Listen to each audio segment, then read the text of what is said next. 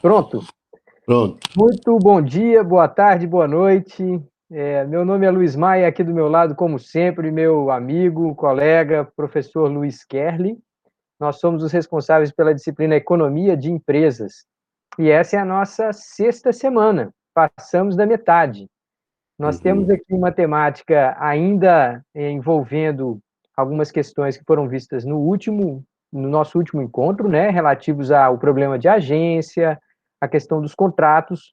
Nós vamos dar uma reforçada em alguns desses conceitos, definir bem o que é um contrato, definir bem o que a gente chama de informação assimétrica, e vamos tentar discutir um pouquinho de que maneira que até essa solução, nesse caso, né, Kelly, é uma solução incompleta, é uma solução imperfeita, né? Como que a gente vê que os contratos ainda continuam tendo um grande problema de alguma forma, a gente vê, através dos escândalos de corrupção, através de uma série de grandes crises que a gente vê no mundo corporativo, como que muitas vezes a base disso está em contratos mal formulados ou de comportamentos que acabam não sendo previstos naqueles contratos, não é isso?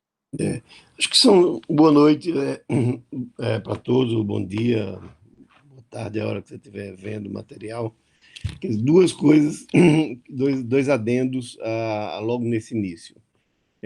Primeiro que os contratos têm uma limitação decorrente da nossa racionalidade limitada. Quer dizer, não temos mente capaz de fazer contratos perfeitos, né?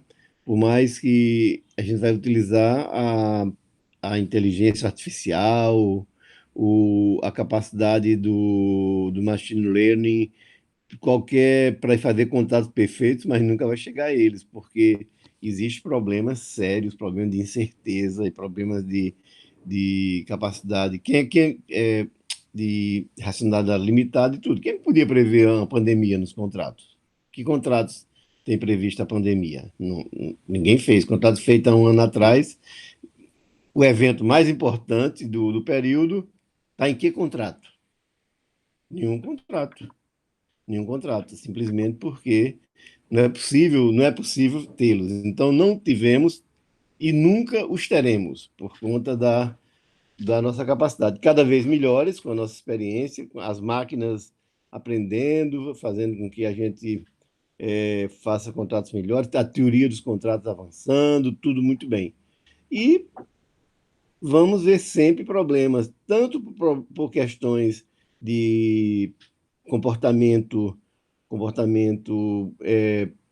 exploratório, quer dizer, tanto por conta de que o Oportunista, oportunista, exato, divergente. usando a palavra portuguesa perfeita, comportamento oportunista, quanto por essa incapacidade de fazer contratos com essa possibilidade toda. Isso, mesmo agentes extraordinariamente experientes não têm essa capacidade. Eu ouvi recentemente um empresário jovem, um jovem de acho que 84 anos, e um dos homens mais experientes do Brasil, um brilhante homem, tudo, quer dizer, que comandou o Grupo Pão de Açúcar durante a vida quase inteira, o senhor Abílio Diniz, um homem sempre ligado a pessoal da Fundação Getúlio Vargas, São Paulo, sempre ligado às grandes escolas de business do mundo, e, no entanto, reclamando do contrato que havia feito com o Grupo Cassino, que acabou levando dele a posse do Grupo Pão de Açúcar, e dizendo, hoje, se eu fosse fazer um negócio, a primeira coisa que eu diria aos meus, num curso lá na Fundação Getúlio Vargas, a primeira coisa que eu diria leia os contratos, tenha cuidado nos contratos. Claro, é porque ele é muito jovem, não tem, é inexperiente ainda, né? Mas quando ele completar 200 anos, ele também vai dizer a mesma coisa, porque não tem como, não tem como, ele nunca vai poder prever tudo, né? E ele vai sempre, todos haveremos sempre de fazer contratos, assinar contratos imperfeitos. É claro que o que ele está dizendo vale para todo mundo, e é verdade o que ele está dizendo, os contratos são muito importantes, e se tem que prestar muitíssima atenção. Todavia, se deve complementar que nunca chegaremos a esses contratos perfeitos que a pessoa imagina quando faz um contrato imperfeito. Toda vez que você faz um contrato, e aí a gente está falando de um conceito importante de contrato, contrato formal ou informal, porque quando eu falo de um contrato, não estou falando somente de um contrato formal. Quem é, quem é que não fez um contrato formal ou informal com quem? Mesmo com o cônjuge, com o namorado, com o amante, com o amigo, com o sócio, com o parente, tudo. E no final diz, mas próxima vez eu não, isso não me acontece mais. E a gente sabe que a próxima vez pode ser amanhã, e amanhã provavelmente a gente está cometendo um novo tipo de erro. Então, o problema não é errar, o problema não é errar. Acho que um dos meus filósofos preferidos, o Bertrand Russell, que dizia, ou pelo menos algumas vezes citou, não me lembro mais se dele próprio, que, porra, por que é que você tem que estar cometendo sempre o mesmo erro se há tantos novos erros a cometer? Então, pronto, o que a gente pode ganhar com estudar contratos e tudo é isso, de não cometer o mesmo erro. Há muitos novos erros a cometer, então, pelo menos cometamos novos erros. O que a gente pode pretender é dizer isso, né? Vamos cometer novos erros. Os que a gente já cometeu, a gente estuda contratos e presta atenção para não cometê-los novamente. É isso, Luiz. Vamos em frente. Maravilha. Então, a gente tem aqui uma apresentação, já está aparecendo aí na tela, né, Kelly? Sim.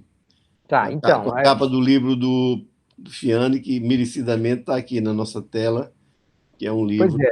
um livro que fez agradecer ao Fiane por ter condensado tanto material no, no seu livro. Hoje eu estava estudando o livro sobre recursos e capacitações, que é uma matéria da nossa nova aula. Estava olhando uma bibliografia básica e vendo que o Fiane teve que percorrer toda aquela bibliografia para fazer seu livro, né? Quer dizer, tudo que eu estava lendo, de alguma forma, ele já havia lido, na verdade, eu cheguei naquela biografia, uma parte dela, por conta da leitura dele, né? É verdade. Então, tenho que agradecer ao Fiane pelo belíssimo livro que fez e que nos permite incentivar os alunos que tratem de adquirir uma cópia desse livro extraordinário, como eu e Luiz. Eu tenho uma cópia virtual e tenho uma cópia física, Luiz tem uma cópia virtual, e estamos sempre conversando sobre o excelente livro que o Fiane fez. É verdade. Então vale essa homenagem aí. E Hum. assim, gente, esse é do tipo do livro que, se as pessoas conhecessem e entendessem o conteúdo desse livro, eu acho que elas ganhariam o que a gente está tentando oferecer nessa disciplina. É uma percepção muito mais profunda, muito mais madura de como Uhum. uma empresa representa uma solução sobre diferentes ângulos, né? Então, hoje nós vamos falar aqui da solução do problema de agência, mas, na verdade, como Kelly já antecipou aqui, é uma solução imperfeita, que nunca vai ser perfeita, mas a gente vai chegar um pouquinho mais a essas questões logo em seguida, tá? Só para resgatar um pouco do que a gente vinha falando, né, Kelly? A gente Uhum. tem aqui um... Ô, um... Luiz, eu queria fazer só um pequeno Pois não. comentário antes de você começar esse material. É que nós também Aham. tomamos a decisão de deixar de fora a parte matemática do curso, né? A parte É, de teoria da escolha, escolha sob condições de incerteza, um pouco de matemática, um pouco de estatística, que tem no nada muito profundo, mas um certo nível. Precisa um curso de estatística, um curso de cálculo, mas tendo em vista o caráter experimental desse nosso semestre, nós estamos, nós cortamos, primeiro nessa primeira apresentação, nós cortamos essa parte mais matemática de decisão no problema do agente principal. Essa parte toda aqui para determinar o contrato melhor em função do comportamento do agente, isso tudo fica de fora. Mas o que não diminui o mérito do tema absolutamente em nada. Vamos tratar o que tem que tratar com rigor, tratar com cuidado, né? Matemática é Justamente. somente uma forma mais uma forma a mais de rigor. Beleza, Luiz.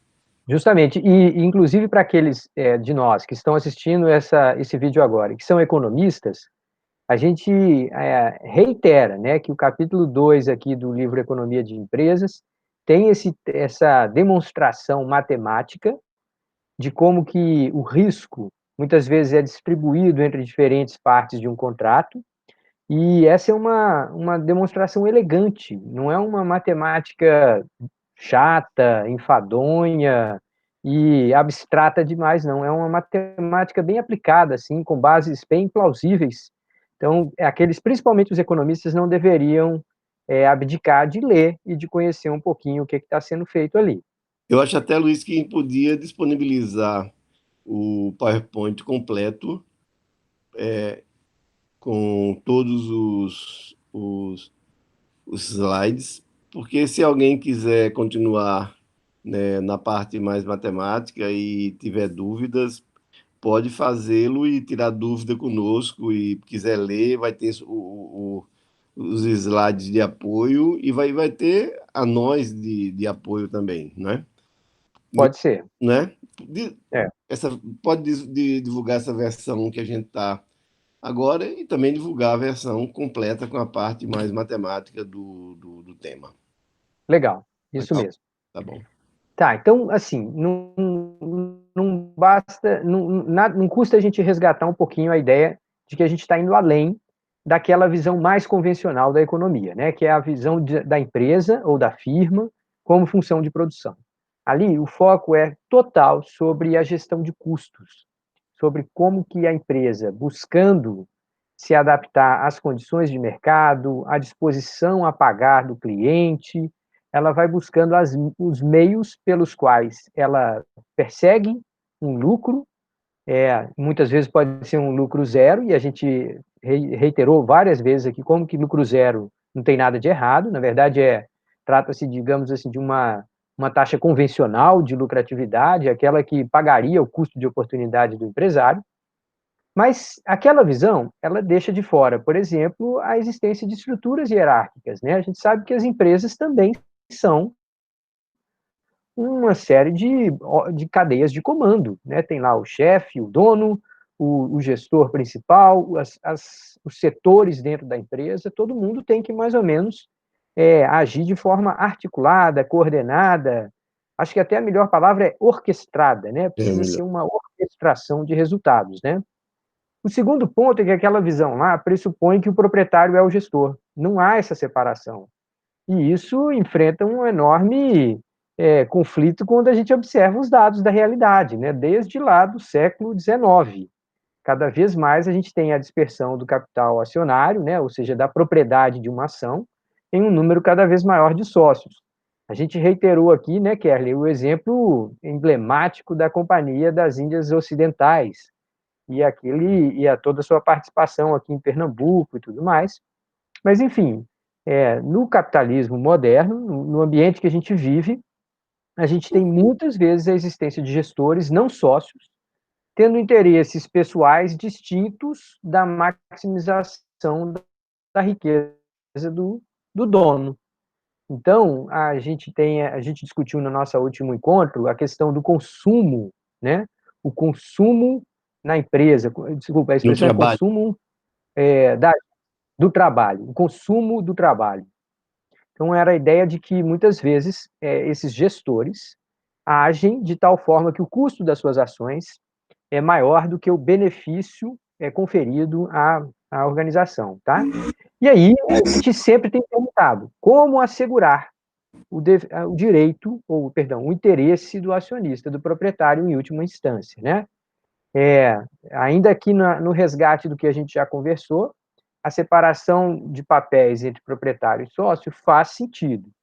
As pessoas que possuem o capital nem sempre possuem habilidades e aptidões necessárias, né? A gente não precisa ter uma empresa, uma organização definhando, uma vez que o seu dono não tem herdeiros talentosos ou interessados em conduzir o próprio negócio, né? Então, a organização não precisa morrer quando o seu idealizador, o verdadeiro empreendedor, ele não mais está por ali. Por outro Luiz, lado, um belo exemplo no Brasil é do Grupo Votorantim. O Grupo Votorantim, um dos maiores grupos do Brasil, sob qualquer ângulo, e que foi fundado como um grupo familiar, manteve-se muitos anos, décadas e décadas, não é? José Hermílio, seu filho Antônio Hermílio, quer dizer, pessoas longevas que carregaram por anos e anos essa empresa. E hoje, no presente, pela primeira vez, você tem o grupo gerido agora por pessoas não mais descendentes diretos dos fundadores. Então, mesmo os grupos de forte origem familiar, de grande investimento na formação dos seus sucessores. O Grupo Votorantim tinha como norma formar seus sucessores todos numa escola nos Estados Unidos, que brincava, dizia, brincava não, tinha lá as vagas do Grupo Votorantim, grandes escolas de engenharia, de mineração e de business, onde eles punham seus herdeiros para serem formados. Mesmo com uma tradição desse, mesmo com uma, uma, uma governança corporativa onde estava claro o papel e os direitos de sucessão e tudo, com regras nítidas, muito claras e exigentes para que os familiares assumissem os cargos de direção. Mesmo assim, a partir de um certo tempo, chega uma hora que o grupo não é mais gerido diretamente por um herdeiro dos seus fundadores.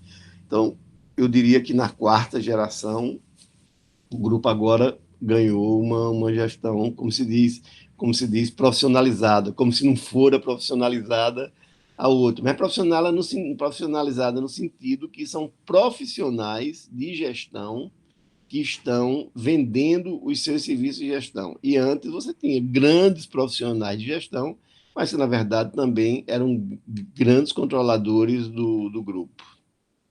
É, o exemplo mais recente aqui agora, o caso da abertura de capital da Moura do B, o processo de abertura de capital já envolveu a contratação de um CEO, né, um novo presidente que era do mercado, Então, que não mais eram os donos tradicionais. Os donos continuam fazendo parte do conselho de administração, são parte lá daquela auditoria, mas a gestão, mesmo antes da abertura de capital, já era de um profissional de mercado, né? Que era trazido para exercer aquela função em nome dos sócios. e olha que em Pernambuco, até o próprio nome, né, Prosseguimos, até a então? própria marca do grupo e tudo mais, era uma homenagem direta à tradição da família fundadora do grupo. E mesmo assim, parece que o destino dessas empresas é que chega uma hora que acaba que não tem mais condição de ser gerida familiarmente. Não está dizendo que não existem grandes nomes na família, não, não é nada disso. É que chegou uma hora que interesses de todo tipo, inclusive entre eles se inclui a legítima luta pelo controle da empresa, que é uma luta absolutamente legítima entre os detentores desses direitos, quer dizer, opta que a melhor solução, a solução mais, digamos assim, administrável, mais neutra, é contratar um executivo de mercado condicionado às direções dos conselhos consultivo, conselho fiscal e conselhos que, na verdade, são formas de que os principais, de alguma forma, aumente seu controle sobre o agente. Beleza, Luiz, boa lembrança, o Grupo Moura. E o Grupo Votorantim também, um grupo com raiz pernambucana É, enorme.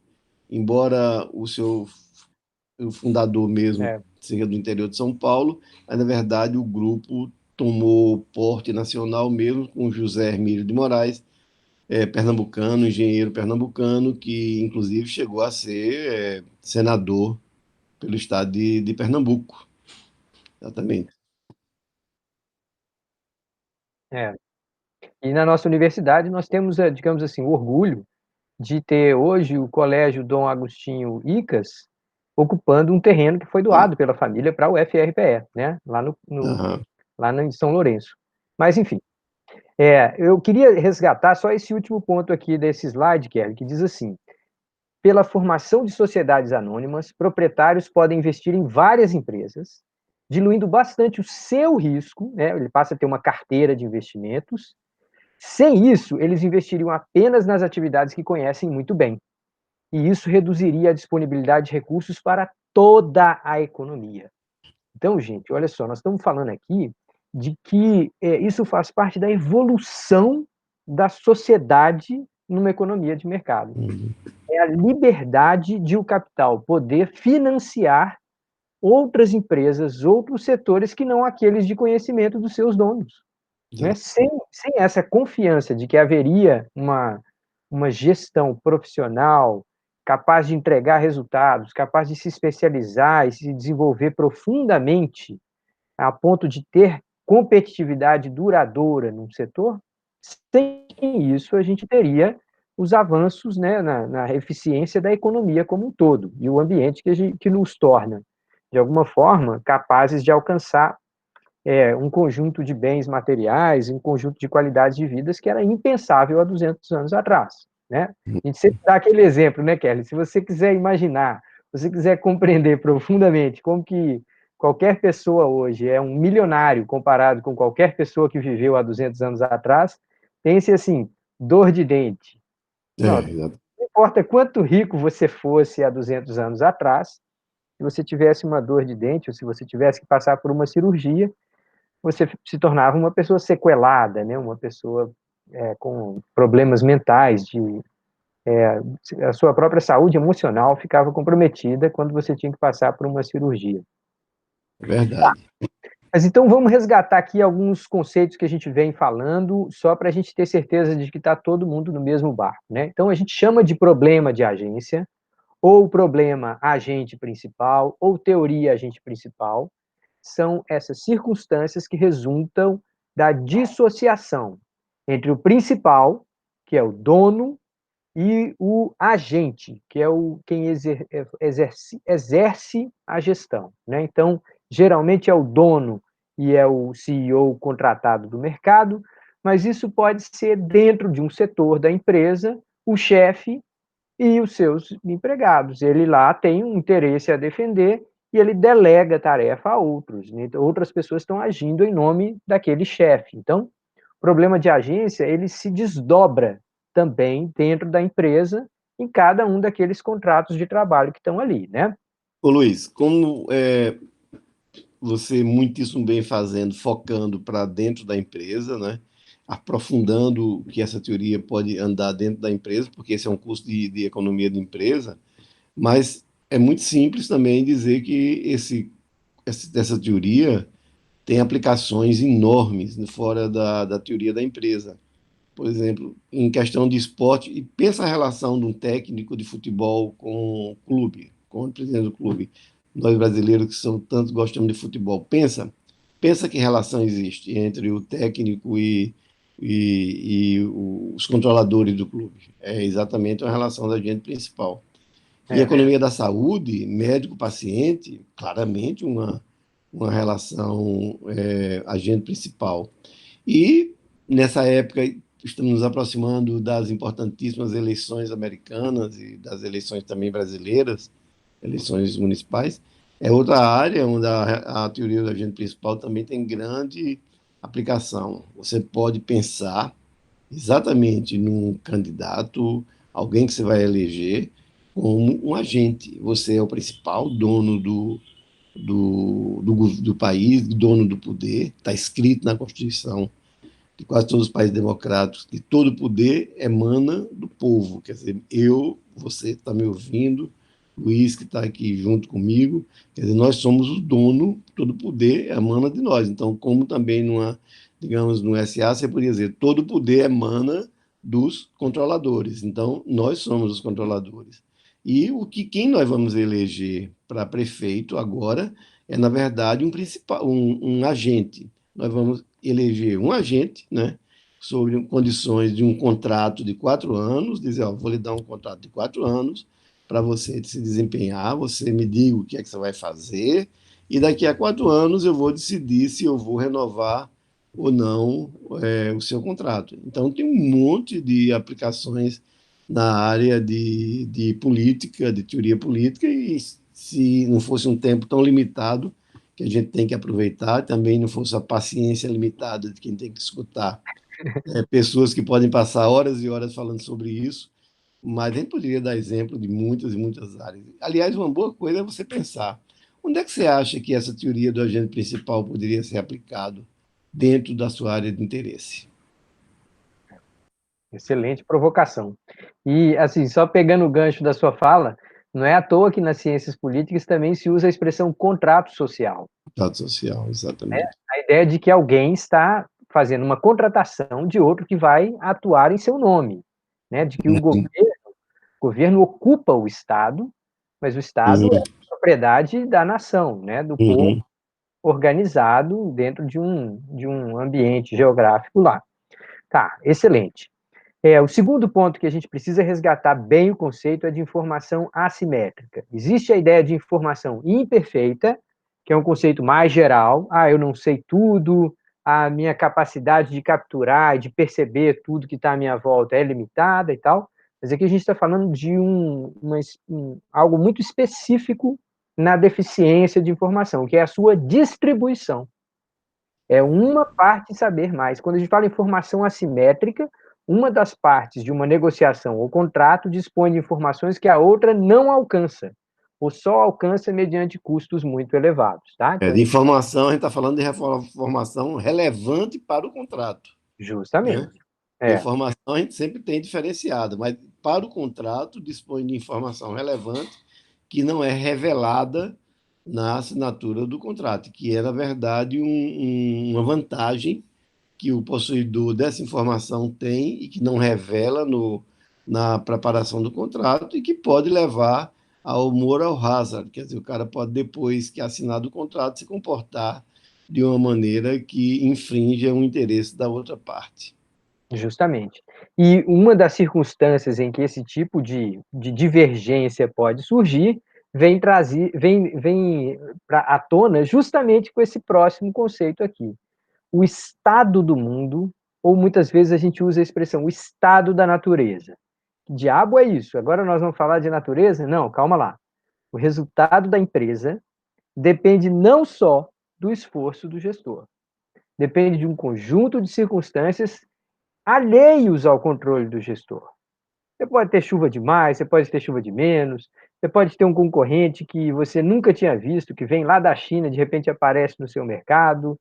Você pode ter mudanças tecnológicas imprevisíveis, que alteram a rede de poder de barganha com o seu fornecedor, com o seu cliente. Então, existe um conjunto de fatores muito grandes que podem levar um gestor a ter um resultado pífio, um resultado aquém do que foi combinado. E aí, a culpa é dele? Ah, não, mas espera aí, vamos ver. De que maneira que eu consigo observar o estado da natureza? Se eu consigo ler o estado da natureza, eu posso até tentar fazer uma avaliação quanto que o gestor é responsável ou não. Eu posso falar assim, não, realmente a economia afundou para todo mundo. A pandemia parou, foi todo mundo. A gente vê todas as empresas tendo dificuldades, buscando empréstimos, né, empréstimos de socorro junto ao governo e tal. Mas a gente vê também que alguns empresários ou alguns gestores conseguiram navegar melhor nessa pandemia, conseguiram dirigir o seu barco de uma maneira que ele escapou das piores tempestades desses últimos 6 meses, né? Tá, então, a ideia de um estado do mundo que é observável ou não, e que eu posso estar observando uma coisa, enquanto o gestor que está lá no dia a dia pode estar vendo outra coisa, tudo isso cria a possibilidade desse atrito, dessa divergência, dessa interpretação, da mensuração sobre o real esforço colocado, né, despendido pelo responsável pela gestão.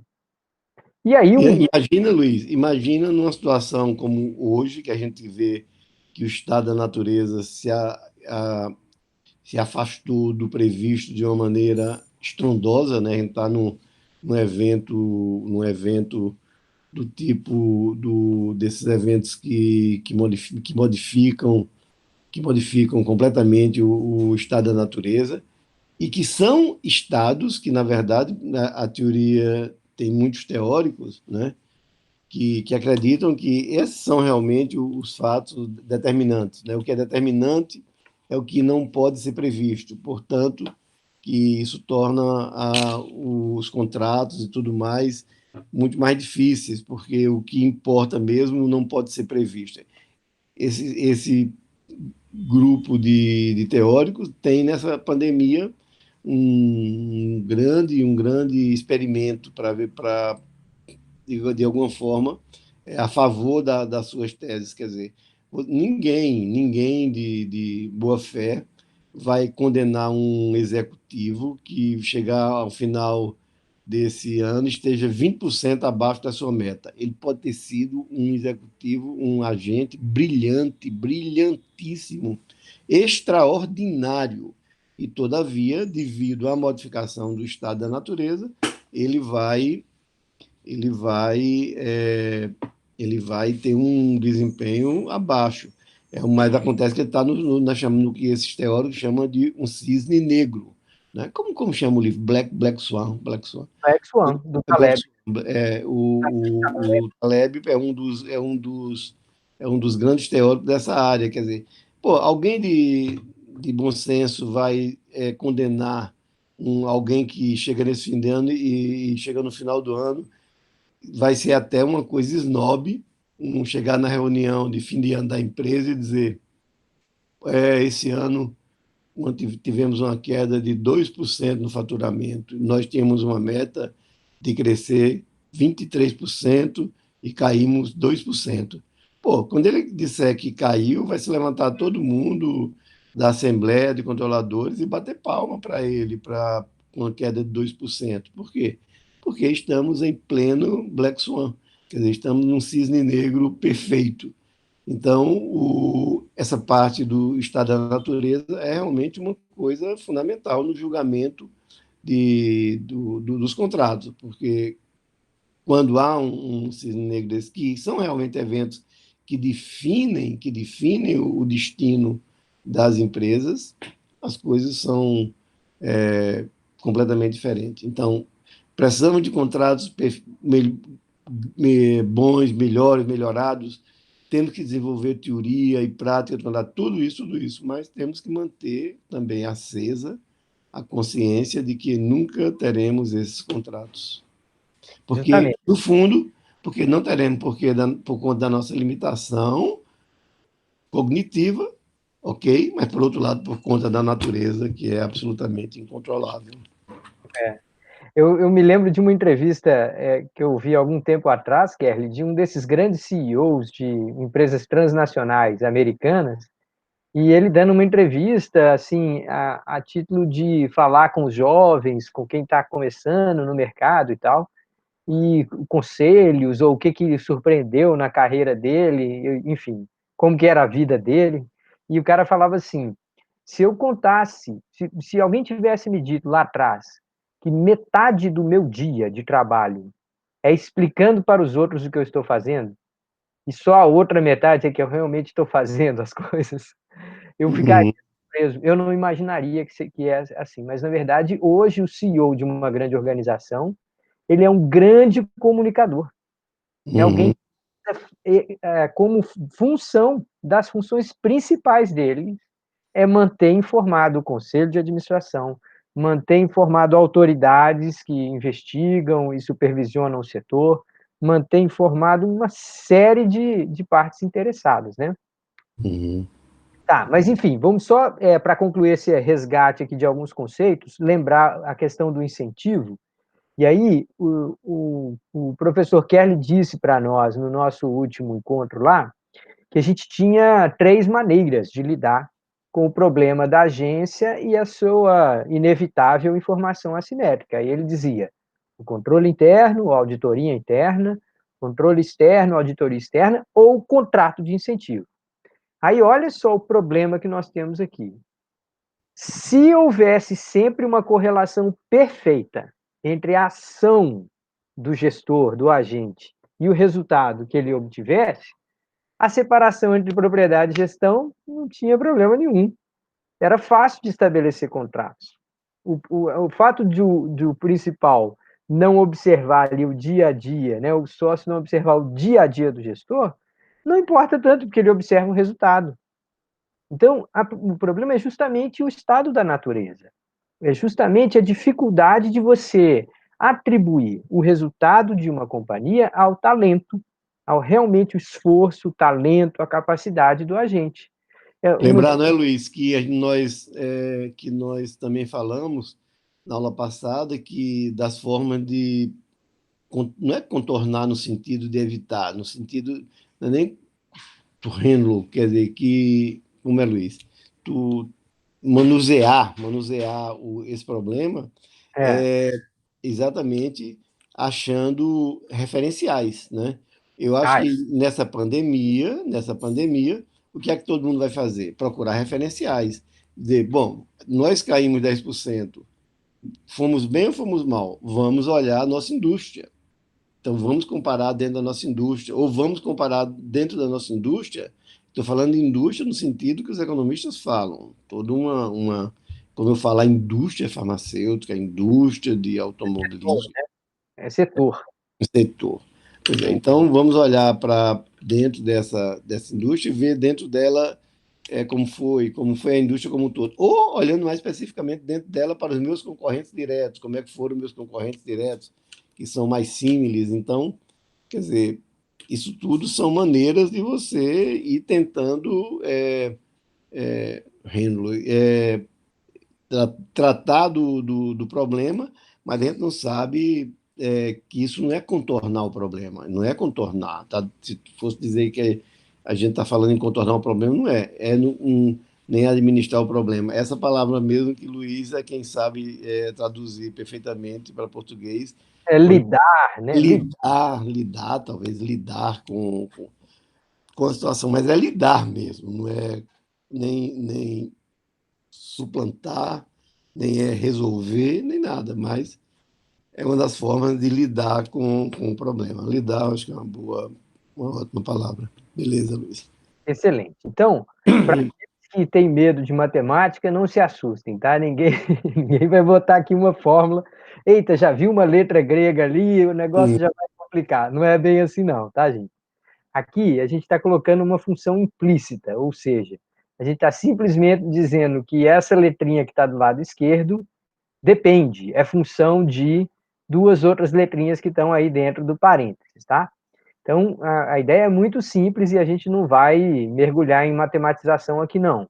O lucro, representado pela letra π grega aqui, é função tanto do esforço do gestor, representado pela letra E, como de um conjunto de fatores alheios à sua vontade, que ele não tem culpa, que ele não tem controle, que ele não poderia prever, chamado de estado da natureza. Daí registrado pela letra θ, essa bolinha com um traço no meio, incluindo taxa de desemprego na economia, mudança de legislação, grau de competitividade dos concorrentes, número de concorrentes, valor do dólar, é um monte de circunstâncias que pandemia, que é o exemplo mais, né, brutal, que atravessa o plano de todo mundo, mas a gente sempre tenta pensar assim, vamos supor que os fatores aleatórios que tendem a aumentar os lucros, dado um certo esforço do gestor, do executivo, seja compensado pelos fatores aleatórios que tendem a diminuir os lucros.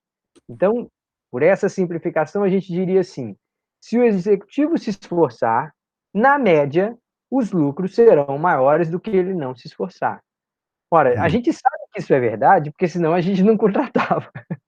Senão o mundo não tinha adotado essa solução.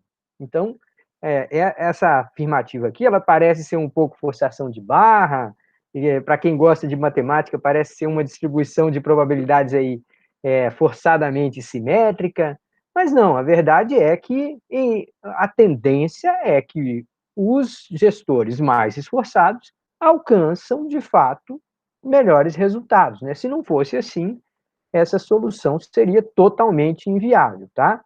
Mas só para a gente manter aqui como alerta, uma das possibilidades é que o esforço do agente e o estado do mundo não são observáveis. Aí nós temos problemas realmente muito graves e para os quais a civilização ainda não encontrou boas soluções, tá?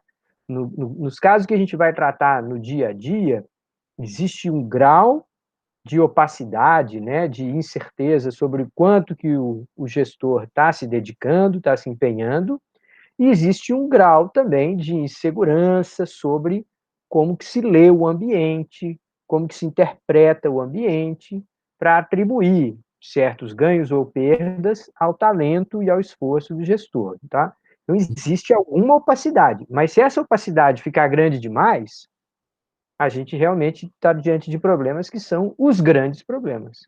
São problemas que a empresa não consegue resolver. E aí a gente vai precisar de outros arranjos civilizatórios, tá? Muito bem. Então, falando especificamente de contrato, né? A gente está falando contrato, contrato, contrato, e todo mundo tem uma visão, uma compreensão mais ou menos intuitiva do que seja. A gente falou até aqui no início desse encontro hoje em contrato social, mais lá atrás a gente tinha falado do contrato de gestão de um profissional que assumiu a Votorantim, o outro que assumiu a Moura do B. Então vamos entender essa definição de um contrato que é ampla o suficiente para ser tanto a relação que você tem com um tomador de conta de carro, com a relação que você tem entre os donos da Moura do B e o rapaz que está lá coordenando todos aqueles esforços, tá? Então, a definição é assim: contrato é qualquer compromisso mútuo, ou seja, que as duas partes têm obrigações e que envolva uma transação econômica e que seja garantido legalmente. Então, isso daí parece ser uma definição que é ampla o suficiente para abarcar tudinho, né? Desde a maneira como eu contrato alguém para cortar a grama aqui na minha casa, até como uma grande transnacional estabelece lá a política de remuneração dos diretores. Tudo isso vai encaixar nesses três elementos aí. Compromisso tem que ser mútuo, tem uma transação econômica e envolve algum tipo de garantia legal. Mas no Brasil os contratos não são cumpridos, a justiça é muito lenta e tal. Calma lá, gente. A gente tem contratos e eles podem não ser executados na sua plenitude. Muitas vezes eles são descumpridos em alguma medida, eles são quebrados antes da hora, são rompidos, né, antes da hora, mas a gente continua se apoiando em contratos, tá? Ainda que o ambiente seja de incerteza regulatória, as regras mudam muito, a nossa justiça seja muito falha, mas a gente ainda, sem contrato, a gente estaria de volta a um nível de selvageria, de acordos tribais, né? Não é isso que a gente vive. A gente, quando Luiz, entra, eu queria fazer dois adendos aí que eu acho que são importantes. É, claro, é uma bela definição e que deve enfatizar que um contrato não significa dizer que tem nem uma assinatura, nem sequer um polegar de analfabeto, nada. Toda é, vez que se faz um contrato, esse contrato pode se transformar ou não num documento formal, assinado, de alguma forma ratificado. Mas o contrato de contratar alguém para cortar a sua grama é um contrato perfeito, sob todos os sentidos. E tem uma parte legal. Vá você e não pague, e você veja que existe uma legalidade subjacente aí ao contrato. Esse é um ponto. Quer dizer, que esse legal aí não significa dizer que você assinou um contrato e agora vai ter que cumpri-lo, não. Não, não é assinar um contrato. Você estabelecer um contrato. Estabelecer um contrato não é a mesma coisa que assinar um contrato. Tem muitos contratos importantíssimos que nunca foram assinados, que é, foram estabelecidos e com base nele se constrói um império, com contratos simplesmente estabelecidos de parte a parte. Esse é um ponto que eu acho que nós devemos enfatizar com toda clareza, que é a não necessidade de você precisar do papel para estabelecer o contrato, né? É só centrando nessa parte do formal. O outro ponto é, digamos, essa crítica genérica digamos, do jurídico no Brasil. Eu faço parte dos que criticam, mas também parte disso a gente pode pôr no que Nelson Rodrigues, grande teatrólogo brasileiro, aliás, grande pernambucano, um dos grandes pernambucanos, que vocês podem até, grande parte dos alunos podem conhecer através de uma série na televisão que se chamou A Vida Como Ela É. Na verdade, era uma espécie de. Era como se um grande restaurante, de uma hora para outra, fosse vender fast food. Aquilo era o fast food de um grande restaurante. Quer dizer, Nelson Rodrigues, naquela série na televisão, era comida boa de alguma coisa, porque vinha de Nelson Rodrigues, mas Nelson Rodrigues é muitíssimo mais do que aquela série na TV. Então, faz parte, e ele falava que do Brasil tinha um complexo de vira-lata. Por exemplo, eu vou dar um exemplo de uma área que no Brasil é de contratos jurídicos que funcionam extraordinariamente bem, com rapidez, com a legislação forte, que funciona, você não imagina. Eu moro num condomínio, e você, Luiz, mora num condomínio também. Então, todo mundo sabe o que significa você não cumprir um condomínio hoje no Brasil. Tente não cumprir os contratos do condomínio para você ver o que é que lhe acontece. Quer dizer, por exemplo, deixe de pagar o condomínio e tente dizer, agora não deixe de pagar, eu vou vender isso aqui. Você se arrisca a quando você for vender, ser informado e dizer, ó, não vai poder vender porque você está devendo ao condomínio. E quando você vender, boa parte do que você vendeu vai ter que ser repassado para cobrir a despesa do condomínio. E de uma forma quase automática. Eu tenho dúvidas se outros países também têm uma forma de gestão condominial tão eficiente do ponto de vista legal e do ponto de vista da execução dos contratos, como o Brasil. O Brasil tem uma lei de execução dos contratos, lei de contratos de condomínio, muito, muito eficiente. Qual é a sua opinião, Luiz, sobre isso? Você que mora num condomínio. Não, eu tenho a mesma visão que você. Agora, eu acredito que isso mudou de uns 20 anos para cá, não foi? É, Porque antes a gente era tinha muita antes. dificuldade Isso, em executar dívidas de condôminos. isso, administrava. Mas hoje ninguém nem se preocupa com isso, porque sabe que o proprietário que faz parte do condomínio, ele não tem uma margem muito pequena de ação.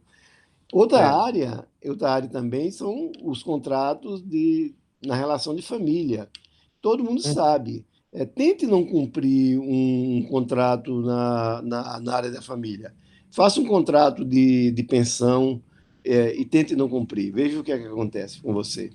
Então, É. nessa área também, o Brasil tem uma parte da justiça muito eficiente, muito rápido. É muito comum você se acordar com alguém preso porque não cumpriu contratos na área da família. Então, uma brincadeira que diz é o seguinte, ó, se você quiser ser preso no Brasil, você não paga pensão, para você ver o que é que acontece. Outra, É. outra área também onde as coisas andam muito rápido, a área do trabalho. A área do trabalho. Uhum. Você sabe muito bem que as dívidas trabalhistas, a parte do contrato de trabalho, tem prioridade nas execuções. Então, tem muitas áreas no Brasil onde os contratos realmente têm um enforcement muito, muito, muito forte, muito claro, muito eficiente. Tudo bem, vale a crítica, vale, eu de alguma forma assino, mas tem que ressaltar que tem várias áreas onde os contratos são executados com grande eficiência. Boa, boa. E um outro que eu achei que você até mencionar é o do financiamento imobiliário, Outro. né? Que durante muitos anos nesse país, Isso. as pessoas deixavam de pagar o financiamento imobiliário e falavam assim, não, é meu único imóvel, é onde mora a minha família, o banco não pode tomar. Então, o resultado era que os juros eram mais altos, muito pouca gente conseguia financiar. E aí a gente conseguiu tornar o sonho da casa própria, né, tem até essa expressão, o sonho da casa própria, ele se aproximou muito da realidade na medida que a gente garantiu aos contratos uma solvência. Você não é dono do imóvel até que você pague a última prestação. É. E você pode ser expulso, pode ser despejado do imóvel, sim, se você interrompeu o pagamento e não negociar, né, nos prazos lá estabelecidos. Beleza, Luiz, foi muito bom você fazer isso, porque a área de habitação é uma área que me interessa, e eu não Uhum. ter me lembrado desse exemplo. Mas já que você falou, eu, eu acrescentaria dois comentários. Não é preciso dizer que minha gripe não acabou 100%, mas acabou 95%, já está de bom tamanho. É, então, dois pontos que eu vou falar menos, Luiz, mas vou terminar. Dois pontos que eu chamaria atenção nessa grande modificação na lei da habitação, que realmente viabilizou, na minha opinião, foi um dos pilares, dos grandes pilares da Minha Casa Minha Vida.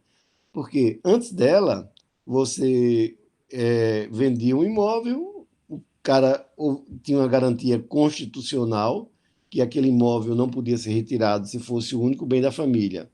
Então, numa reforma, aí eu quero chamar os dois pontos. A importância das micro-reformas, não somente as macro-reformas. Então, dentro das micro-reformas, então, o Brasil fez essa micro-reforma, foi uma reforma que a gente deve muito ao grande economista Marco, eu sempre me esqueço o nome dele, né? Marcos Lisboa. Lisboa, o grande Marco Lisboa, um grande economista com quem eu sempre sigo com atenção, leio com atenção. No PT, na gestão do Antônio Palocci, no Pois Ministério da... é, esse é outro ponto que eu queria chamar a atenção. Primeiro, o fato da micro-reforma. Não foi reforma na macroeconomia, ninguém mexeu em taxa de juros, não. Simplesmente uma reformazinha lá na micro-reforma que disse, ó, você continua valendo a Constituição, não precisou fazer reforma constitucional, nada. Alguém brilhante chegou a conduzir um consenso que disse, é simples de resolver isso. Como é que a gente resolve?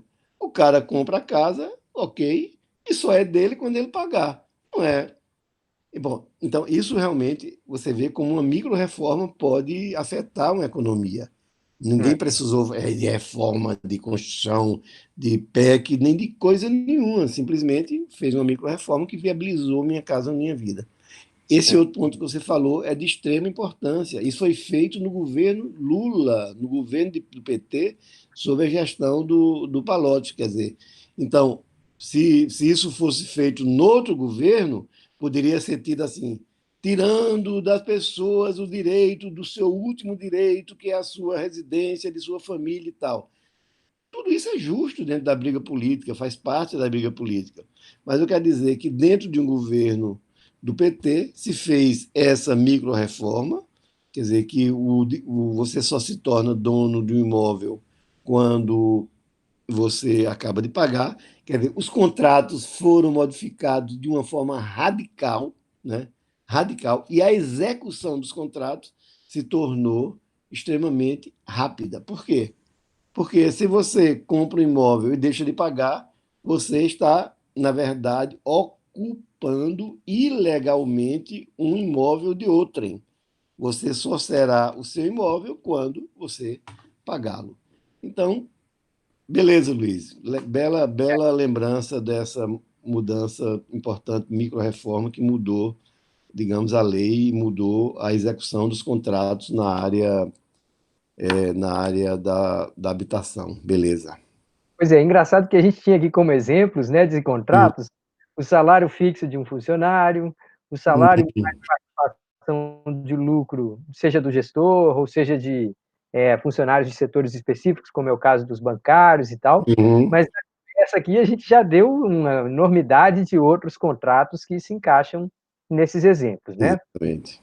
Agora, Kerly, olha só, a gente ter voltado para essa discussão um pouco conceitual, mas entrecortada de exemplos, eu acho extraordinário que a gente teve a oportunidade de falar sobre esse próximo conceito aqui, que é renda residual. Isso Uhum. daqui era uma coisa que a gente tinha citado assim meio de passagem nas aulas anteriores, mas isso aqui é um conceito muito interessante. Sandro Alves, né, que veio falar na nossa live lá, no nosso encontro da sexta-feira, veio falar sobre a franchising, a franquia que ele tem, por que ele estava tão empolgado e tudo mais, por que a gente tem essa possibilidade de ganhos a partir de contratos que muitas vezes deixam em aberto a possibilidade do resultado final. Então, vamos entender aqui.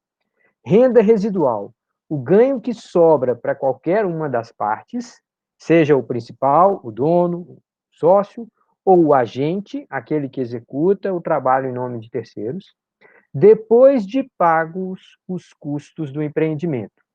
Eu acho que até essa expressão, depois de pagos os custos do empreendimento, não é a melhor escolha de palavras, não. Não. É depois de feitos os pagamentos previstos no contrato. Uhum. Contratos falam assim, você tem que pagar isso aqui ali, eu tenho que receber isso aqui.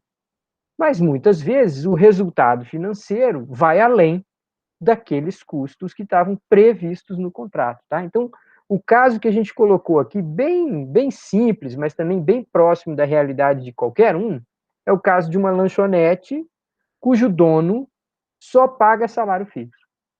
Ele só paga para o gerente, para o garçom, para todo mundo só paga o salário fixo. Quando ele está fazendo isso, ele falando assim, gente, ó, faça chuva ou faça sol, vendendo muito, vendendo pouco, tratando mal o cliente, tratando bem o cliente, crescendo a venda, reduzindo a venda, vocês vão receber o mesmo valor. Ora, quem é que está recebendo o risco? Quem é que está assumindo o risco nessa bronca toda? É o dono. O dono está assumindo o risco todo. Se os outros caras lá não estão assumindo nada do risco, eventualmente pode até acontecer isso que eu acabei colocando aqui meio acidentalmente no exemplo. Eu posso ter um garçom mal educado. Ele não tem lá nada a perder, ele não tem tanto a ganhar se ele, né, se ele encantar o cliente, se ele for. Então, a distribuição de risco de um lado ou de outro do contrato é uma coisa muito importante. E, obviamente, você já deve estar deduzindo aí, todo mundo que está estudando economia há algumas semanas com a gente, mesmo que já não tenha ainda um amplo conhecimento de economia, sabe que com risco maior, alguém vai querer ser remunerado por correr esse risco. Então, a ideia de renda residual é uma que a gente precisa entender. No caso lá da propriedade da lanchonete, o dono da lanchonete paga salário fixo para esse pessoal que está trabalhando para ele, independente, ou faça chuva ou faça sol. Ele que está correndo risco. Se sobrar dinheiro, para quem que vai esse dinheiro? É claro que é para ele. Se tiver um resultado positivo aquele empreendimento, é ele que correu o risco, ele vai precisar ser remunerado. Senão, o cara é doido, o cara está rasgando dinheiro, né? Então, um indivíduo que tem direito à renda residual é chamado de demandante residual, e o que a gente vai ver é que se o risco tiver mal distribuído, a renda não está compatível com o nível de risco, a gente tem todo tipo de bronca. A gente tem uma grande chance do comportamento oportunista, que eu dei aqui o exemplo, né, de um mau funcionário da lanchonete. Então, eu não sei se Kerli quer completar alguma coisa, mas eu acho que Não. o conceito de renda residual é extraordinário. Era Uhum. muito importante que a gente tivesse voltado, você não acha? Acho sim, acho que é uma ideia de como se apropriar dessa renda é uma das bases dos contratos, né? Pois é, e pega lá o Sandro Alves. Uhum. Ele chega lá, tem que pagar a royalty lá para Depilon. Uhum. Eles têm que pagar, até contou para a gente, né, assim, com muita franqueza, que no período da pandemia houve toda uma boa vontade do franqueador de falar, não, olha aqui, vocês não estão vendendo, eu também não posso receber, nós estamos todos juntos, né? Afinal de contas, ele não queria perder bons franqueados, né? Mas seja como for, independente da pandemia, o Sandro tem que pagar o valor para o franqueador E o que ele fizer a mais, meu amigo, ele nem entra em discussão, é tudo dele, é claro. É ele quem está correndo mais risco. O outro lá fala assim, paga X, dane-se o resto, faça chuva, faça sol, tá? Se você tiver feito mais, parabéns, você é ótimo, te adoro, quero sempre você por aqui. Se você tiver feito menos, meu amigo, é isso, vê se conversa com seus coleguinhas aí, vê se aprende o que você não fez direito. Mas o risco e a renda residual vão ter que ser ajustadas ali de uma maneira que sejam compatíveis com a manutenção daquele contrato, né? Ou seja, de que Entendi. as pessoas sigam cumprindo as normas do contrato. Aí, Luiz, eu acho que um comentário importante aí pois não. é ver essa distribuição de risco. Quer dizer, vamos Uhum. imaginar que um agente vai tomar todo o risco do contrato. Ok. Então, nesse caso, claramente, uma gestão do tipo arrendamento está perfeito. É o que você está falando, né? Sem usar a palavra arrendamento. É um arrendamento. Você diz, ó, me paga X e aí você se vira. O que gerar aí para você de renda já sabendo que você pega tudo. Por quê? Porque você assumiu todo o risco. Beleza. No caso das franquias, geralmente tem uma composição, quer dizer, que ele não assume o risco total, porque o risco de alguma forma também está com o franqueador, que você tem um contrato onde tem geralmente um arrendamento e tem também uma parte percentual. Então, o cara, bom, tu me paga tanto de arrendamento e me paga também um percentual, digamos, sobre o faturamento, ou sobre o lucro, ou sobre qualquer variável financeira que se fixe, e você tem uma composição de duas partes. Então, na verdade, a gente está falando, que a gente não vai levar isso muito adiante, mas a gente está falando de agentes que são indiferentes ao risco e agentes que são agentes aversos ao risco. Então, quando você é indiferente, você aceita um contrato de arrendamento, beleza, assumindo todo o risco do negócio. E quando você é avesso ao risco, geralmente, se você tem uma composição onde as partes, de alguma forma, dividem o risco. Uma forma de dividir o risco é garantir um rendimento fixo, mais um percentual. Beleza, você fez muito bem É. voltar esse. E, e o caso do Sandro, Kelly, você pensa assim, quem é o Sandro, né? Independente da pessoa, mas quem é um cara como o Sandro?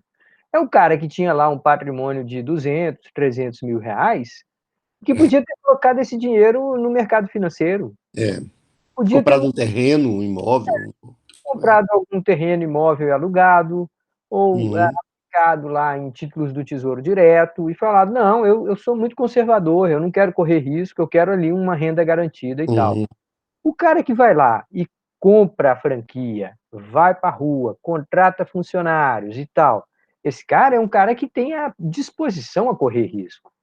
Ele fala assim, não, não tem problema, eu enfrento pandemia, eu enfrento a dificuldade de encontrar bons funcionários, eu treino meus funcionários, eu mantenho a vigilância sobre eles, e, e tudo isso é correr risco, mas ele só uhum, faz isso por quê? Porque ele vai ficar com a renda residual, né? uhum, Ele sabe que o que ele fizer além do que ele tem que pagar ao franqueador é dele. E aí, o uhum, termo arrendamento se encaixa de alguma forma para a marca, né? Mas isso, como você mesmo falou, aí podia ser uma máquina. Eu posso arrendar uma máquina, o cara fala assim, o aluguel da máquina é tanto. uhum, Quanto você vai fazer de dinheiro com o uso dessa máquina? Aí depende de você, né? exatamente. Então, esse é um tipo de contrato que tem digamos assim, uma aplicação bem ampla, né? A gente usou aqui o caso da franquia, mas tem o caso de galpão, de máquina, aluguéis comerciais e tudo mais, tá? Agora, fazendo um pouquinho do parênteses, para a gente introduzir alguns conceitos que são essenciais da economia, tá? Eficiência. Gente, a economia é uma ciência baseada na eficiência. É o grande mote, a grande contribuição. A gente estuda um monte de outras coisas, um monte de outros aspectos da economia, mas um economista que não sabe sobre eficiência, que não se preocupa com eficiência, não é economista. Tá? Uhum, Então vamos tentar entender a eficiência, o conceito digamos assim, do bom senso, do dia a dia, é você fazer o que você tem que fazer gastando pouco, ou não desperdiçar, né? Tentar fazer o melhor que você pode sem desperdiçar seu tempo, seus recursos, de alguma forma os usar de uma maneira, digamos, sábia, de tal forma que você não desperdice, tá? Tá, mas a eficiência dentro da economia, ela acaba sendo lida de maneira muito mais precisa. E aí a gente tem esse conceito chamado eficiência de Pareto. Pareto é o nome de um economista brilhante italiano que desenvolveu uma série de situações para explicar esse aspecto da eficiência, tá? Então diz assim, uma situação é eficiente quando é impossível melhorar para uma parte, para uma pessoa, sem piorar para outra. Então, o exemplo que eu sempre gosto disso é assim: imagine o mundo antes da reciclagem. Antes da reciclagem, as pessoas produziam, consumiam e descartavam em algum canto. E aqueles descartes iam lá, enchendo os lixões da vida, como acontece ainda na maior parte do planeta, tá? Aí, de repente, alguém fala assim: não, peraí, se você me der o direito, eu queria esse lixo. Como assim você queria esse lixo? É lixo? Ele falou, não, não, eu consigo reutilizá-lo, ele vira um insumo para mim. Eu falei, ah, não, tudo bem, pode usar. Ora, na hora que você tem a criação da reciclagem, todo mundo ficou melhor. Por que todo mundo ficou melhor? Porque você tinha ali um recurso que não era valorizado por ninguém e que você conseguiu aumentar ou melhorar a situação de uma parte da população sem piorar de outra. Se você conseguiu melhorar a situação de alguém sem piorar de outro, significa que, na verdade, tinha um desperdício, tinha uma oportunidade ali que não era aproveitada. E, nesse sentido, você não era eficiente. Então, a eficiência de Pareto é uma circunstância hipotética, né? Uma coisa que a gente sonha, uma utopia, um dia a gente chegar a um ponto de a gente ter usado todas as oportunidades, de não ter mais espaço para ajudar alguém sem piorar para alguém. Porque depois que você tiver usado todas as oportunidades, você só vai conseguir melhorar a situação de um se você piorar de outro. E aí é inevitável que a gente pense em eficiência de Pareto para o caso do Brasil, né, Kelly? Pensa bem, todo mundo que bota o pé nesse país olha para a gente e fala assim, gente, onde é que vocês estão? Até hoje, esse país aqui, com essa estrutura tributária bizarra, sistema educacional fraco. O mundo olha para nós e fala assim: não existe nenhuma razão porque vocês não estejam melhor do que uma Austrália, melhor do que um Canadá. Vocês têm que ter a faca e o queijo na mão. A ineficiência no Brasil é uma coisa tão grande, tão assim, disseminada, que qualquer estrangeiro que vem para o Brasil fala assim: ah, não, vocês não podem culpar ninguém. A culpa só pode pôr em vocês mesmos, porque existe um enorme conjunto de coisas que a gente pode fazer para ajudar partes da população sem precisar atrapalhar ninguém. Então, é um país que está longe, muito longe dessa fronteira da eficiência sonhada pelo Pareto. Mas aí a pessoa pode perguntar, e o que isso tem a ver com o que a gente está discutindo aqui? O que isso tem a ver com a discussão sobre contrato, sobre empresa e tal? Aí, por isso que vem logo em seguida o parágrafo abaixo. Contrato eficiente. É aquele em que nenhuma das duas partes pode melhorar a sua posição no contrato sem piorar a posição da outra. Desse modo, um contrato promove a eficiência na produção quando maximiza a soma dos ganhos obtidos que podem ser repartidos entre o principal e o agente. Então, gente, um contrato eficiente, infelizmente, por mais que a gente queira, não quer dizer que é um contrato justo. Não quer dizer que é um contrato que você deve ter como o ideal. Você pode ter uma situação de violência que gera eficiência. Você pode ter um enorme ganho de prosperidade com base em algo absolutamente abjeto, como é a escravidão, como é a exploração do homem, como, enfim, como sei lá, o tráfico de mulheres, coisas horríveis, mas você pode gerar enormes ganhos materiais. Então, o contrato eficiente significa que você não está deixando desperdício, você não está largando oportunidades de melhorar para as partes envolvidas, e nesse sentido que ele precisa ser buscado. Mas ele não pode se confundir com uma ideia de justiça social aqui. Aqui a gente Uhum. está falando de eficiência, do tipo de explorar os potenciais, fazer com que as duas partes ali, no conjunto, alcancem um extraordinário ganho. Não necessariamente ele é justo, não necessariamente ele tem que ser defendido, ou que ele é aquilo que a gente considera o melhor, tá? Ele é só nesse aspecto que ele é melhor, no fato dele não deixar brecha para a melhoria da situação como um todo. Mas eu queria te ouvir, Kerry, um pouquinho sobre esses dois conceitos aí, porque eles são muito centrais nessa história toda. Não, sem dúvida nenhuma. Eu acho que você está fazendo uma colocação importante que separando eficiência de Pareto como o, digamos, situação do ponto de vista distributivo, ético, é perfeita, não tem nada a ver.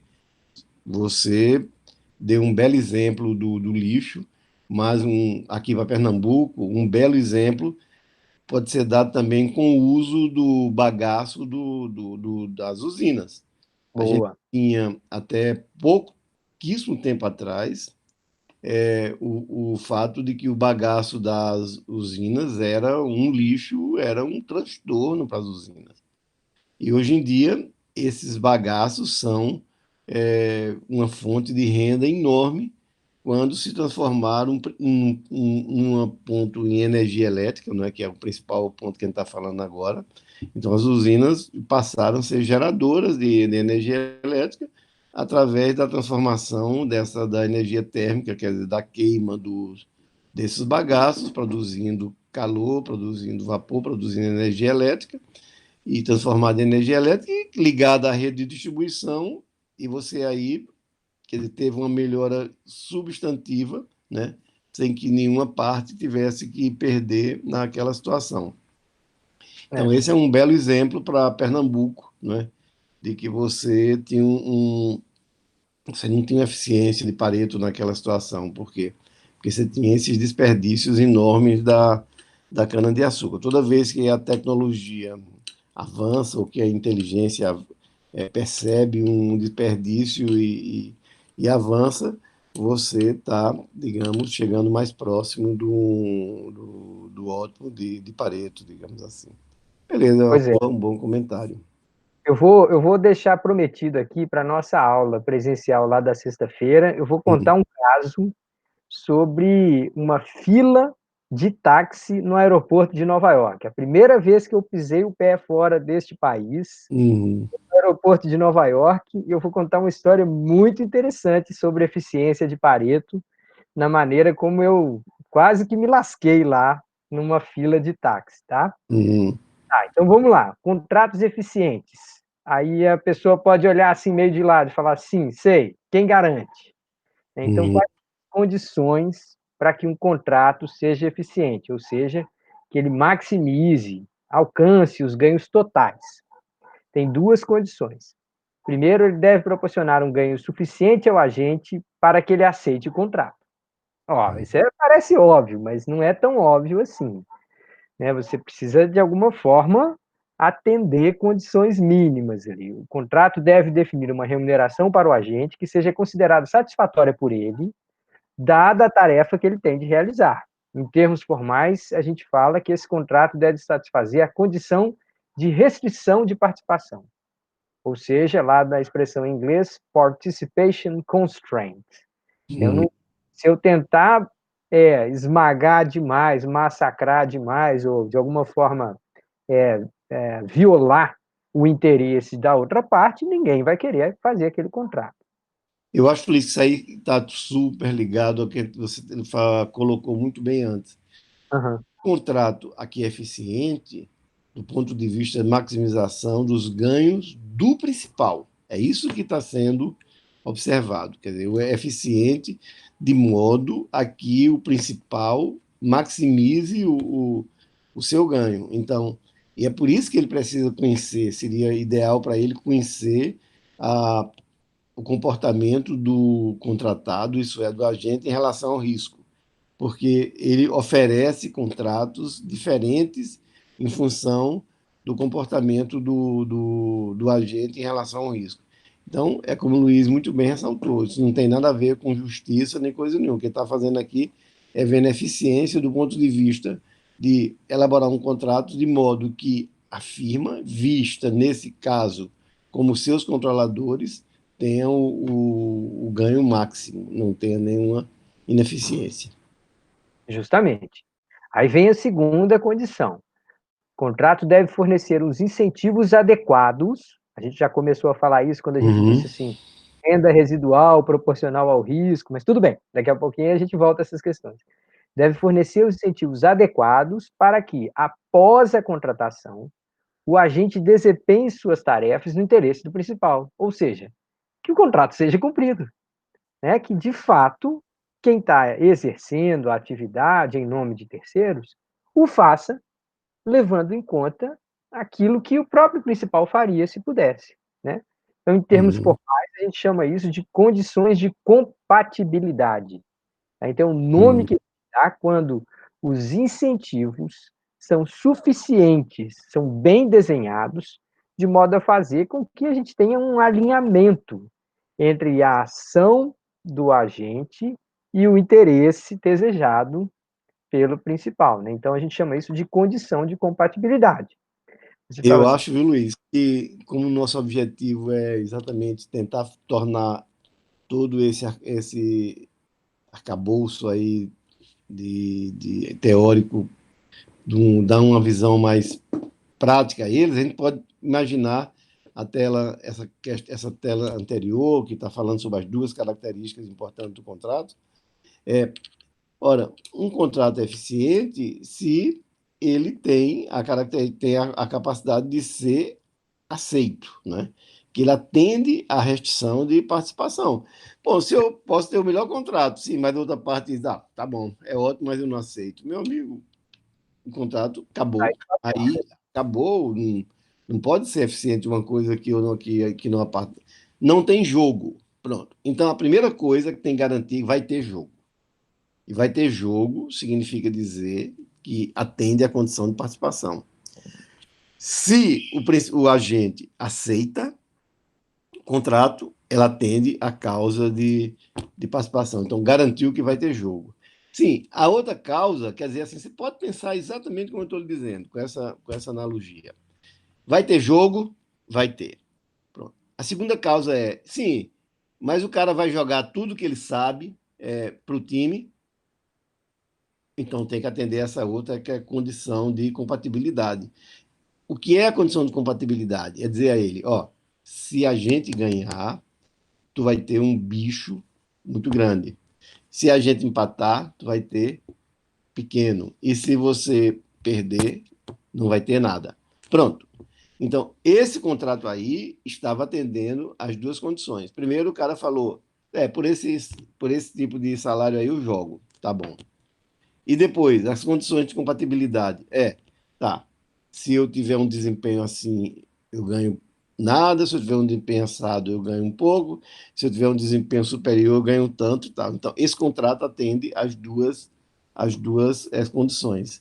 pronto. A restrição de compatibilidade, vai ter jogo, e as condições de compatibilidade, quer dizer, o cara vai jogar tudo que ele pode para poder retirar o máximo do benefício dele. Então, esse contrato tá bom para quem contratou o jogador, porque ele vai jogar e ele vai jogar em função dos interesses do time. Então, esse é um bom exemplo. Excelente exemplo, Kelly, porque ontem de noite o meu time, o América Mineiro, estava jogando contra a Ponte Preta, jogo da volta da Copa do Brasil, e se ganhasse, todo mundo sabia que o prêmio para participação na próxima fase da Copa do Brasil, o prêmio, se ganhasse aquele jogo, ia ser 2,6 milhões de reais. Resultado, o time vai para dentro de campo. No final do primeiro tempo está ganhando de 2-0, volta para o segundo tempo e faz 3-0. Por que um time que já está ganhando de 2-0 corre e se mata e pula para fazer mais gol. Porque tem uma condição de compatibilidade muito forte ali. Você não sabe quanto que é, mas eu suspeito que desses 2,6 milhões de reais, uma parte muito grande ia ficar com quem fizesse gol, com quem desse passe para gol, para quem roubasse bola. A condição de compatibilidade estava lá. A gente não conseguia ver os detalhes do contrato, não. Mas foi das vezes que eu vi meu time jogar com mais vontade nos últimos anos. E aí conseguiu. No final terminou 3-1 e garantiu 2,6 milhões de reais. Mas eu tenho certeza que, igual o professor Kerr acabou de dizer aqui, teve uma distribuição de prêmio compatível. Daí é o nome compatibilidade, compatível com aquele grau de esforço que você viu. Aí você pode falar, não, mas a Ponte também não tinha o mesmo incentivo? Sim, tinha.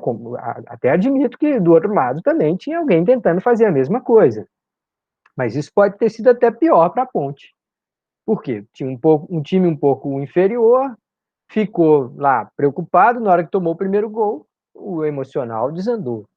Mas seja como for, a gente está vendo aí uma aplicação direta desses nomezinhos, né, que muitas vezes é mais importante entender a ideia do que decorar o termo, condição de participação ou condição de compatibilidade. Não é isso, Kerr? Kerr, está me ouvindo? Bom, Desculpe. Duas condições simples. é, Primeiro, o contrato tem que ser aceito, que é a compatibilidade. Se se o cara não aceita o contrato, de que adianta? Não, não tem condição. Agora, não é só aceitar. Tudo bem, ele aceita o contrato, mas eu tenho que criar garantias de que ele vai se comportar conforme o contrato, que é conforme os interesses do contratador. Então, são duas condições básicas do contrato eficiente. Então, eu acho que essa discussão, Luiz, com toda razão, põe especialmente os alunos mais jovens, os alunos menos experientes, que a gente tem vários no nosso curso e que são muito bem-vindos, né? Vejam que essas palavras, que esses conceitos não são coisas feitas para tirar a discussão, para restringir a discussão a um pequeno grupo, não. Pelo contrário, esses conceitos são para deixar posto com toda clareza o que é, na prática, um contrato eficiente. Essa nossa discussão é o que é, na prática, um contrato eficiente. É a mesma coisa que está dizendo ali na teoria, contrato que atende aquelas duas condições, mas é. é uma discussão que ajuda muito, principalmente os alunos mais jovens, menos experientes. Ok. Pois é. Agora, para terminar, a gente tem mais 2 slides aqui, a gente já está chegando quase a 1h30, também já é hora de terminar. Então, vamos lá. Vamos pegar um exemplo hipotético, tá? Um exemplo extremo. Suponha que a informação é perfeita. Você sabe exatamente quanto que o gestor está se esforçando e você sabe exatamente o quanto que o estado da natureza contribuiu ou não para o resultado. Ora, nesse caso, o proprietário vai lá e fala assim: só vou pagar se você der o esforço máximo. Pronto, tá Uhum. fácil. Aí fala assim: sim, mas quanto que você vai pagar? Ah, também, deixa eu ver, quanto que é que eu estou disposto a pagar? Ele vai olhar a condição do gestor e falar assim: quanto que esse gestor consegue obter em um outro acordo de alternativa? Ah, ele consegue fazer um salário de 10 mil reais, ele consegue fazer um salário de 20 mil reais. Ah, pronto, então eu vou pagar 20 mil reais e 1 centavo. É só o suficiente para que ele escolha ficar comigo. Tá? Então, essa não é uma condição que a gente encontra no mundo real, tá, gente? A gente tem aqui uma situação hipotética. Se você conhece tudo, se você consegue observar tudo, se o estado da natureza é indiscutível e você consegue ver todas as variáveis, quanto que contribuiu, seria fácil. Você sabe, só pagaria para o agente que faz o máximo esforço, e quanto você pagaria? Você pagaria o custo de oportunidade. Qual que é o dinheiro que eu tenho que pagar para ele para que ele não procure outro emprego? Será, Luiz, que o economista tem um conceito mais útil do que custo-oportunidade? Se misturar isso com eficiência, a gente nem sabe se tem muito mais para aprender. Quer dizer, É, novamente é isso. O que é que, se você conhece pode acompanhar diretamente, completamente o trabalho. E se você conhece o estado da natureza, meu amigo, o que é que você tem que pagar? Pague o custo de oportunidade. O que é o custo de oportunidade? O melhor salário que ele conseguiria fora daqui. Beleza, então dá tudo que ele me conseguia fora daqui e uma cadeira melhor para ele sentar, já seria uma forma para ele trabalhar com você. Então, É. basta que você pague o custo de oportunidade. E pensa nisso. Grande parte dos nossos alunos são alunos que trabalham, que ou pelo menos uma grande, não sei se a maioria, não sei como é que está o perfil, mas os alunos noturnos que a gente tem são alunos que em grande parte trabalham, os da manhã menos. Ora, quando você vai para um trabalho, o cara vai te oferecer um trabalho. De onde ele tirou aquele salário? Tirou do teu custo de oportunidade. Como é que ele sabe meu custo de oportunidade? É muito simples. Existe um monte de empresa que vive de vender a ele essa informação. Dizer que para fazer esse trabalho, pessoas com formação desse tipo, na área de Recife, o salário médio é tanto. Esse é seu custo de oportunidade. Esse é seu custo de oportunidade. Então, o cara te oferece de salário o teu custo de oportunidade. É exatamente ele. Por que, que ele vai oferecer mais do que seu custo de oportunidade? Claro, o pessoal de administração, principalmente de recursos humanos, vai dizendo, pô, esses economistas não entendem de coisa nenhuma. Tá, Não, mas a pode gente, ser. Né? é, porque a gente vai chegar na situação que não é essa situação ideal, né? Aqui é É, a situação ideal, hipotética. exatamente. Exatamente. A gente está falando aqui de uma situação, digamos, hipotética. Então, do ponto de vista da decisão do ótimo, o que é que você tem que pagar? Qualquer coisa que você pagar acima do custo de oportunidade é desperdício, porque o cara trabalharia pelo custo de oportunidade dele. Isso não impede que empresa tenha valores e tenha estratégias que levem em conta um desempenho, um pagamento diferenciado de sua mão de obra como instrumento de maximização. Mas o fato é que num contrato, se você pagar num mundo onde você tem informação suficiente e a natureza também pode ser previsível, pague o custo de oportunidade, que tá tudo certo, tá tudo é isso que você torna o seu contrato eficiente, beleza? Justo. Só uma curiosidade aqui, gente, aqui embaixo está dizendo assim, chamamos de contrato primeiro melhor. Isso é uma tradução horrível do inglês, É. e a expressão em inglês é first best, ou, digamos assim, condição ideal.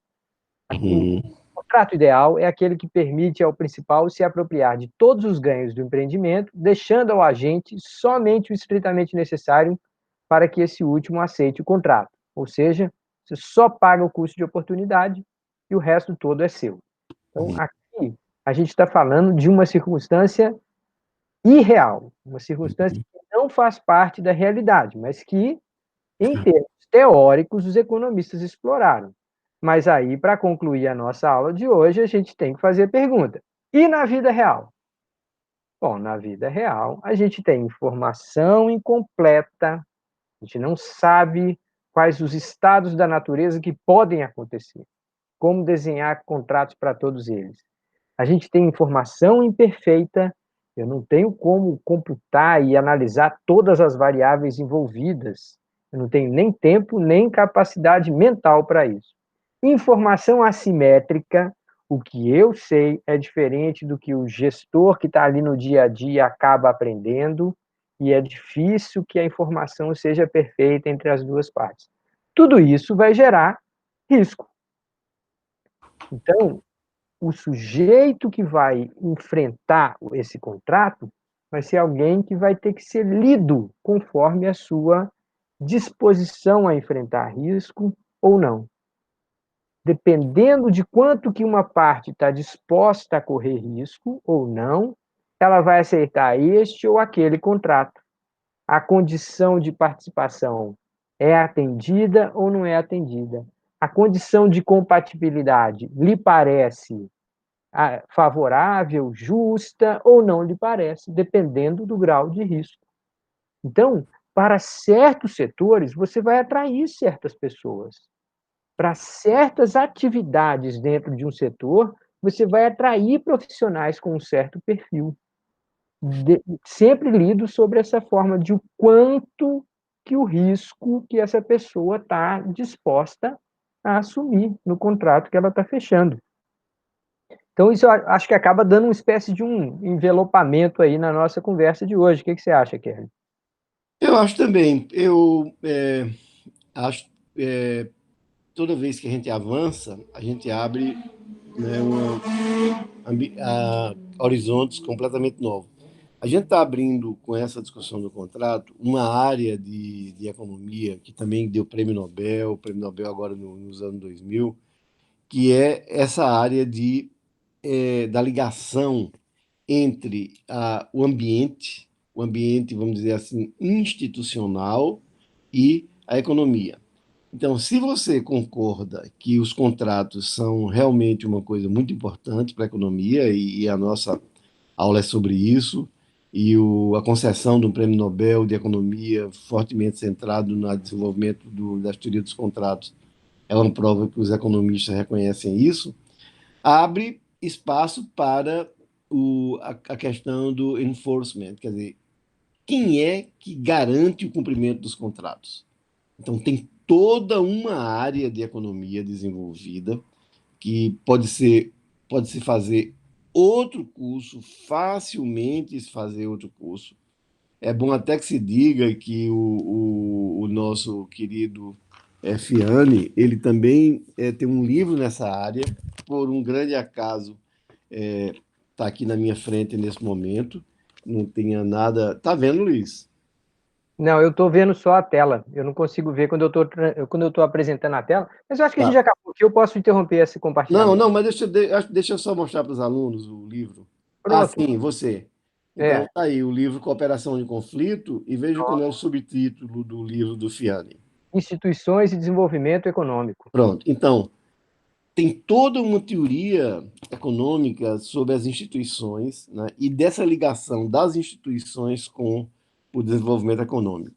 E uma parte dessa teoria, uma grande parte dela, centra-se no cumprimento dos contratos. Quer dizer, a, uma sociedade que garante o cumprimento dos contratos, que tem um enforcement bem constituído, quer dizer, uma sociedade que eu assino um contrato e relaxo, porque sei que o meu trabalho era o trabalho de fazer o contrato e agora estou relaxado, é uma sociedade com mais chances de crescer do que uma sociedade que eu, além de lutar para fazer um contrato, eu agora vou começar a me preocupar. Mas será que vai ser cumprido? Será? E se não cumprir, o que é que eu faço? Pronto. Então você veja a área do Minha Casa Minha Vida.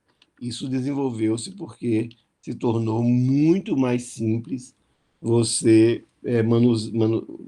Luiz diz, gerir, você Lidar. lidar com o problema dos contratos. Por quê? Porque você agora poderia facilmente retomar um imóvel de uma pessoa, de alguém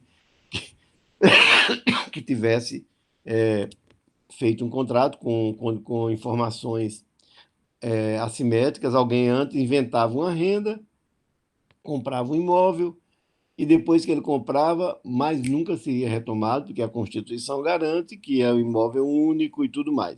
A menos que pudesse acusar e provar uma fraude e tudo mais, que era, às vezes, é extremamente complicado, mas nunca aquele imóvel seria retomado. Então, a gente tem agora, digamos, instituições no Brasil que garantem o mercado habitacional, de modo que os bancos hoje financiam imóveis a taxa muito mais baixas. Por que é mais baixa? Porque ele sabe, se o cara não pagar, ele toma o imóvel, toma em condições draconianas. Muitas vezes o cara paga 10 anos o imóvel, o cara toma o imóvel, e os 10 anos que ele pagou, ele ainda fica, além de tomar um imóvel, ele ainda fica devendo, porque os 10 anos que ele pagou não seriam suficientes para diminuir a dívida dele. Então, não estou discutindo, não quero discussão, abrir discussão nenhuma, só quero dizer que ficou fácil agora, está institucionalizado, legalizado, formalizado os procedimentos de retomada de um imóvel no Brasil. E isso abriu espaço.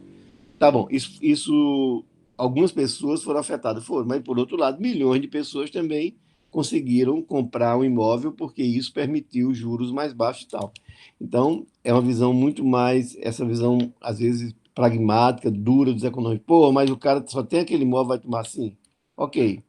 Vai tomar de um camarada que não cumpriu os contratos. Vai não, mas de todo modo viabiliza o financiamento de milhões que agora vão poder pagar os juros que o fato de você ter uma, uma instituição ou instituições que garante a execução do contrato torna muito mais menor o risco e, portanto, menor a taxa de juros.